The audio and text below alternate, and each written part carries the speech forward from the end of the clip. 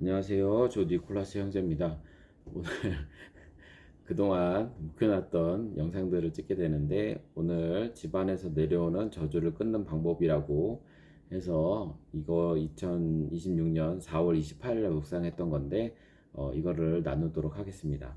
잠언 14장 16절 지혜로운 자는 두려워하여 악을 떠나나 어리석은 자는 방자하여 스스로를 믿느니라. 이 말씀인데요. 한번 제가 읽어보도록 하겠습니다. 예. 어, 제가 썼던 글을 이제 나누는 거라서 읽어서 하도록 하겠습니다. 오늘 집안에서 내려오는 저주를 끊는 방법에 대해서 이야기하고자 합니다. 일단 집안에서 내려오는 저주는 무엇일까요? 여러 가지 있을 수 있지만 일단 하나님이 원하시는 것은 아니며 하나님이 보시기에 부당한 것임을 우리는 직감적으로 알 수 있습니다. 그런데 이러한 집안에서 내려오는 저주는 한 가지 특징이 있는데요. 하나님과는 별개의 것인데 사람들은 이를 운명처럼 받아들인다는 것입니다. 하나님은 믿는 자들에게 그런 저주가 있는 것을 원하지 아니하고 있다 하더라도 거기서 벗어나기를 원하십니다. 그런데 그걸 아는 크리스찬들은 왜 거기서 벗어나지 못할까요? 그것은 정말로 간단합니다. 자기 자신을 내려놓지 못해서 그렇습니다. 안타깝게도 저주 안에 갇힌 자는 자기 반성이 없거나 반성을 하더라도 자신을 내려놓지 못합니다. 내려놓는다는 것은 무엇일까요? 그것은 성경에서 답을 찾아볼 수 있습니다. 마태복음 5장 39절에서 42절. 나는 너에게 이르노니 악한 자를 대적하지 말라. 누구든지 내 오른뺨을 치거든 왼편도 돌려대며 또 너를 고발하여 속옷을 가지고자 하는 자에게 고도까지 가지게 하며 또 누구든지 너로 억지로 오리를 가게 하거든 그 사람과 심리를 동행하고 내게 구하는 자에게 주며 내게 꾸고자 하는 자에게 거절하지 말라. 이 말씀입니다. 보통 사람들은 이 구절에 대한 묵상은 없고 단지 원수를 사랑하라 이 명령만 기억합니다. 안타깝게도 실제로 원수를 사랑하지 못하면서도 말입니다. 예를 들어보겠습니다. 어떤 하나님을 믿는 사람이 있습니다. 이분은 하나님을 믿지만 자신에게 불리한 증언을 하거나 자신을 불리하게 하거나 자신을 낮게 여기는 자를 미워하며 그런 일이 자신이 보기에 부당한 일이 발생했을 때 미운 마음이 2달에서 2년 넘게 지속되는 것을 볼 수 있습니다. 이분은 만성 위험에 시달리고 있으며 슬픔에 잠겨 혼자 있는 시간을 좋아합니다. 이분에게 필요한 것은 무엇입니까? 바로 내려놓기입니다. 일단 나보다 남을 낮게 여겨야 합니다. 빌립보서 2장 3에서 4절에 보면 아무 일에든지 다툼이나 허영으로 하지 말고 오직 겸손한 마음으로 각각 자기보다 남을 낮게 여기고 각각 자기 일을 돌볼 뿐더러 또한 각각 자기 다른 사람들의 일을 돌보아 나의 기쁨을 충만하게 하라. 너희 안에 이 마음을 품으라. 곧 그리스도 예수의 마음이니. 제 1화를 말씀드려 보겠습니다. 최근에 있었던 일입니다. 제가 탁구 동호회에서 경기부장을 맡고 있는 목요일마다 탁구 경기를 엽니다. 단체전이기 때문에 경기 방식과 대진표를 화이트보드에 열심히 그리고 있습니다. 그동안 회원들은 자신의 짝을 맺을 사람을 제비로 뽑아야 합니다. 물론 저도 뽑아야 하지만 저는 시간이 없으므로 마지막에 남은 것을 제 것으로 하고자 합니다. 그런데 어떤 분은 제 것을 뽑았다고 말해 주시는 겁니다. 이분은 한 손에는 제 것을, 한 손에는 본인 것이 들려 있습니다. 그리고 저에게 말을 합니다. 희준 씨 6번이 나왔어요. 이제 그렇게 그래서 저는 6번의 짝들을 이제 훑어보게 됩니다. 이제 6번 가진 사람이 이제 3명, 4명 이렇게 있는 거예요. 그럼 이제 짝이 되는 거죠. 근데 짝들의 실력은 괜찮고 이 정도라면 우승도 가능할 수 있었습니다. 이제 그 짝들이 저기가 좋은 거죠. 그런데 좀 있다가 그분이 다시 이야기를 합니다. 희준 씨 6번이 아니고 5번이에요. 이제 그러는 거예요. 제가 당황하며 5번 짝들 훑어봅니다. 실력적으로 좀 떨어집니다. 이 정도 그룹이면 거의 하위권이 될 가능성이 많습니다. 그렇게 그분은 6번이 되고 저는 5번이 됩니다. 의심은 들지만 그것에 대해서 반항하지 않고 그냥 순종하게 됩니다. 직감적으로 이분이 제 것과 본인 것을 바꿔치기 했다는 것을 느낄 수 있었지만 별말을 하지 않고 덤덤히 운명을 받아들이게 합니다. 왜냐하면 뭔가 불합리한 것을 느꼈을 때 제가 화를 내거나 반발을 했을 때 오히려 결과가 안 좋은 것을 많이 경험해 왔기 때문입니다. 모든 것은 하나님의 계획 안에 있기 때문에 이것은 단지 시험대일 뿐입니다. 저의 속옷을 빼앗겨도 나눠줄 수 있는지 말입니다. 어떤 사람은 뭐 이런 것들이 뭐 그런 거 갖고 그러냐 할 수 있지만, 만약에 제가 여기서 화를 내거나 어떤 막 이 난리를 쳤다면, 이거는 어떻게 보면 마귀의 권세 아래 노려서 정말 이 삶이 정말 어렵게 될 수 있는 그런 부분인 거죠. 결론부터 말씀드리겠습니다. 저는 그날 예선은 꼴찌에서 두 번째를 하였지만 본선에서 결승까지 올라 우승을 하였습니다. 네, 저는 이러한 하나님을 신뢰하였고, 선하신 하나님은 모든 것을 정상적으로 되돌려 놓았습니다. 저의 번호를 바꿔주었던 그분과 여전히 사이가 좋고 경기도 우승하였으니 두 배의 축복입니다. 어떤 사람은 뭘 이런 걸 가지고 하나님의 뜻이니 시험이니 이런 소리를 하냐라고 말할 수 있습니다. 그러나 우리의 모든 상황은 하나님께 속했고 모든 것이 말씀 안에서 이루어져야 합니다. 많은 사람들이 속고 있는 것이 직장, 가정, 교회, 사회에서 각각의 인격체가 다름을 보곤 합니다. 그러나 그러한 행위는 결코 정상적인 신앙생활이 아니지요. 모든 상황 속에서 말씀 안에서 행동을 같아야 합니다. 어떤 교회 다닌 사람이 있습니다. 이분은 평소에 많은 정의로운 것들에 대해 목소리를 내고 그런 것들의 정의의 분노를 간혹 쏟아내기도 합니다.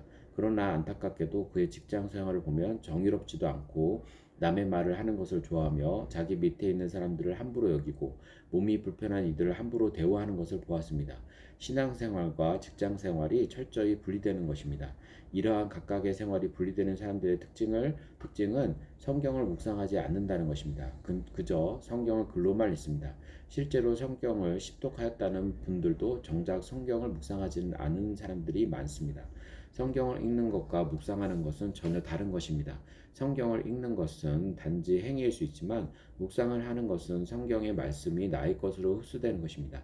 그러니 똑같이 자기보다 남을 낮게 여기고라는 구절을 읽어도 한 명은 그것은 단지 그리며 신앙적 이야기로 치부해 버리고 한 명은 삶에서 이를 적용해 나갑니다. 다시 집안에서 내려오는 저주에 대해 이야기해 보도록 하겠습니다. 저희 집안에서 내려오는 저주는 부정적인 말이었습니다. 어렸을 때부터 저희 집안의 부모님은 부정적인 말들과 행동을 보여주셨습니다. 어머니는 부정적인 시선으로 바라보고 말하는 것을 좋아했고, 아버지는 이런 것들에 분노하여 행동으로 부정적인 모습을 보여주셨습니다. 그러다 보니 우리 가족 모두 부정적인 말과 행동이 난무하였습니다. 저는 무척이나 상처를 받고 자랐습니다. 물론 저도 그 부정적인 말에서 자유로울 수는 없었습니다. 그런 환경에서 자란 자녀는 본인 자체도 그런 특성을 갖게 되기 때문입니다. 부정적인 말과 행동은 사회성을 매우 약하게 만들었고 친구가 없는 결과를 초래하였으며 모든 것에 부정적인 의심과 부정적인 말이 저도 모르게 나왔습니다. 사람들은 부정적인 말과 행동을 무척이나 꺼리고 멀리합니다. 그런데 저에게 그러한 모습이 있으니 누가 같이 놀려고 하겠습니까? 그러니 저는 우울한 사람이 됐고 누가 멀리서 봐도 어둠의 그림자가 짙게 깔려있는 사람이 되었습니다. 이것을 벗어나고자 제가 한 행동은 문을 걸어 잠그는 것이었습니다. 가족들은 그저 사춘기로 보았겠지만 저는 부정적인 것들로부터 도망이었습니다. 그리고 저는 용돈을 털어 TV를 샀습니다. 그리고 시간이 날 때마다 개그 프로그램을 보았습니다. 사실 집에서는 웃을 일이 없었기 때문입니다. 그리고 성경을 읽고 나서부터는 저 자신에 대한 성찰을 계속적으로 하게 되었고 저 자신의 부정적인 저의 말과 행동을 인정하며 변화되기를 갈구하였습니다. 교회 중등부 교사 모임에서 매번 지속적으로 부정적인 나에서 밝아진 나로 바뀌고 싶다는 기도 제목을 올렸습니다. 한 번은 전도사님이 화를 내면서 말을 하였습니다.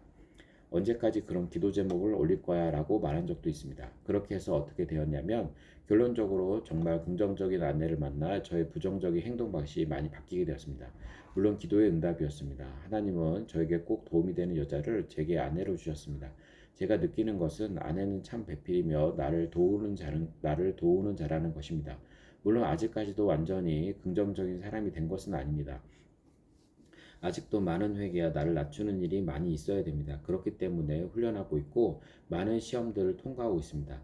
시험이라고 해서 나쁜 것은 아닙니다. 제가 시험을 통과했을 때 하나님께서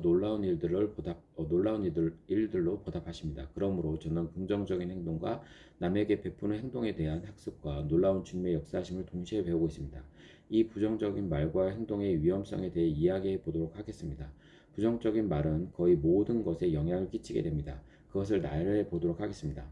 첫 번째, 사람들이 부정적인 나를 멀리하게 됩니다. 본인은 부정적이라는 생각보다는 비판적인 사람이라고 생각할 수 있지만 본인의 상황을 정확하게 바라보는 결단이 필요합니다. 정확하게 바라보지 않기 때문에 부정적인 모습은 바뀌지 않고 주변에 친구가 없어지는 것입니다. 이것의 정확한 판단 기준은 사람들이 나를 찾느냐 안 찾느냐입니다. 많은 사람들이 당신을 찾는다면 당신은 긍정적인 에너지를 갖고 있는 사람입니다. 그러나 사람들이 굳이 당신을 찾지 않는다면 당신은 아직 변화가 필요합니다. 이것은 친구를 이야기하는 것이 아닙니다. 친구는 오히려 없는 편이 낫다고 생각하는 것이 저에게 있습니다. 저에게 필요한 건 오직 사역과 사역의 동역자일 뿐입니다. 여기서 찾는다는 것은 진정 도움이 필요할 때에 찾는 사람을 의미합니다. 두 번째, 사람들과 대화해서 어떻게든 조언을 해주려고 한다든지 문제를 해결하거나 결과를 결정 지어주려고 합니다. 이것은 결국 많은 문제를 야기합니다. 당신의 문제 해결 능력이 문제를 해결해 줄 수도 있지만 관계적인 문제를 일으킬 가능성은 많습니다. 왜냐하면 부정적인 사람의 특징은 극단적인 성향을 가지고 있기 때문입니다. 문제를 풀려면 돌아가야 하는데 부정적인 사람은 돌아가는 것을 못하고 직선적으로 말을 하는 특성이 있기 때문입니다. 정상적인 관계는 상대방의 자존감을 높여주면서 상처 없이 문제를 해결하는 데 반해 부정적인 사람은 직선적으로 말함으로써 문제도 해결 안 되고 관계도 깨어지게 됩니다. 세 번째, 사람들은 가볍고 즐거운 모임을 좋아하는데 나의 부정적인 농담과 발언이 문제를 일으키고 그 모임에서 문제를 일으키고 관계를 깨뜨릴 수가 있습니다. 긍정적인 농담과 상대방을 높이는 언어의 습관이 무척이나 필요합니다. 네 번째, 부정적인 언어는 상대방을 노엽게 하고 폭력이나 그에 상응하는 반응을 일으킵니다. 이로 인해 당신은 다시 어둠에 갇혀 부정적인 생산을 재생산하게 됩니다. 만약에 당신이 부정적인 것을 보았거나 그렇게 생각한다면 그것을 내려놓거나 억지로라도 긍정적인 생각으로 바라보도록 하십시오. 또 긍정적인 사람들의 행동과 사고방식을 배우도록 노력해야 됩니다. 비판적인 생각이 몰려올 때 오히려 상대방에게 합당한 이유를 만들어 생각해 본다든지 내가 알지 못하는 이유가 있을 거라고 생각해 보십시오. 보통 부정적인 사람은 긍정적인 사람들의 사고를 잘 모르기 때문에 이러한 생각의 한계가 있을 수 있습니다. 또한 긍정적인 에너지를 갖고 상대방하고 이야기하면 막힌 문제도 풀리고 부정적인 상황도 긍정적으로 바뀝니다. 그러나 부정적인 상황을 내 머릿속에 그대로 부정적으로 받아들이게 된다면 모든 관계, 모든 결과, 모든 상황이 부정적으로 바뀌게 될 것입니다. 결국 이것은 시험대입니다. 만약에 이 상황을 이겨내지 못한다면 마귀에게 쓰임을 받게 되는 것입니다. 온갖 싸움과 욕설, 비난이 이어질 것입니다. 그리고 본인이 마음의 상처와 사람들로부터 도망가게 되어 하나님과 뜻과는 전혀 무관한 사람이 되어 있을 것입니다. 부정적인 생각과 사고 그리고 말과 행동을 바꾸게 해달라고 하나님께 기도하십시오. 그리고 주님의 말씀을 묵상하십시오. 이것이 가게로부터 이어져 내려오는 저주를 끊는 방법입니다. 끝으로 마태복음 6장을 읽어보도록 하겠습니다. 공중의 새를 보라. 심지도 않고 거두지도 않고 창고에 모아들이지도 아니하되 너희 하늘의 아버지께서 기르시나니 너희는 이것보다 귀하지 아니하냐. 너희 중에 누가 염려함으로 그 길을 한 자라도 더할 수 있겠느냐. 또 너희가 어찌 의복을 위하여 염려하느냐. 들의 백합화가 어떻게 자라는지 생각해보라. 수고도 아니하고 길쌈도 아니하느니라. 그러나 내가 너희에게 말하노니 솔로몬의 모든 영광으로도 입은 것이 이 꽃 하나만 갖지 못하였느니라. 오늘 입다가 내일 아궁이에 던져지는 들풀도 하나님께서 이렇게 입히시거든. 하물며 너일까 보냐. 믿음이 작은 자들아. 그러므로 염려하여 이르기를 무엇을 먹을까 무엇을 마실까 무엇을 입을까 하지 말라. 이는 다 이방인이 구하는 것이라. 너희 하늘의 아버지께서 이 모든 것이 너희에게 있어야 할 줄 아시느니라. 네, 이렇게 해서 말씀을 마치도록 하겠습니다. 들어주셔서 감사합니다.